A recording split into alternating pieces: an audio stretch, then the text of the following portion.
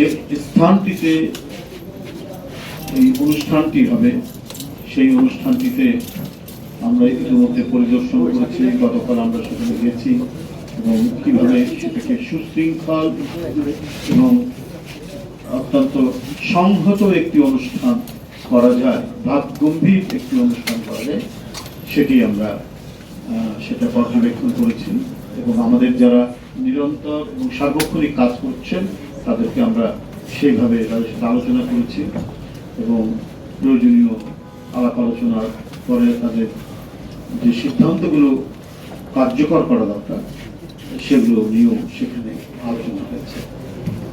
সাংবাদিক বন্ধুরা, অনুষ্ঠানে উপস্থিত থাকবেন আমাদের দলের সম্মানিত ভারপ্রাপ্ত চেয়ারম্যান, যার অসামান্য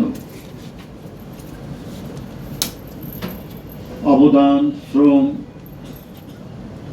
এবং মেধার সম্মিলনে জুলাই আগস্টের বিপ্লব সুসংগঠিত হয়েছিল এবং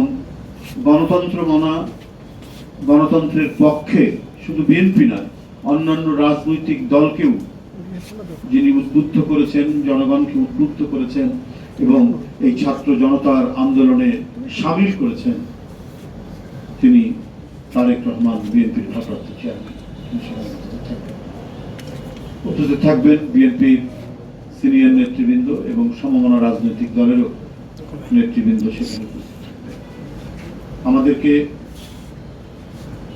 শহীদদের স্বপ্ন বাস্তবায়নের জন্য কাজ করে যেতে হবে। শহীদদের চিন্তা এবং তাদের স্বপ্ন যেন অধরা থেকে না যায়। সামনের যে নির্বাচন, সেই নির্বাচন আমরা সবাই বিশ্বাস করছি যে অবাধ সুষ্ঠু নির্বাচন হবে। সেই নির্বাচনে জনগণ যাদেরকেই ভোট দেবে তাদেরকেই শুধুমাত্র ভোট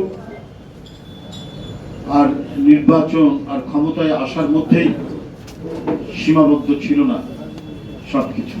শহীদদের স্বপ্ন তাই নয়।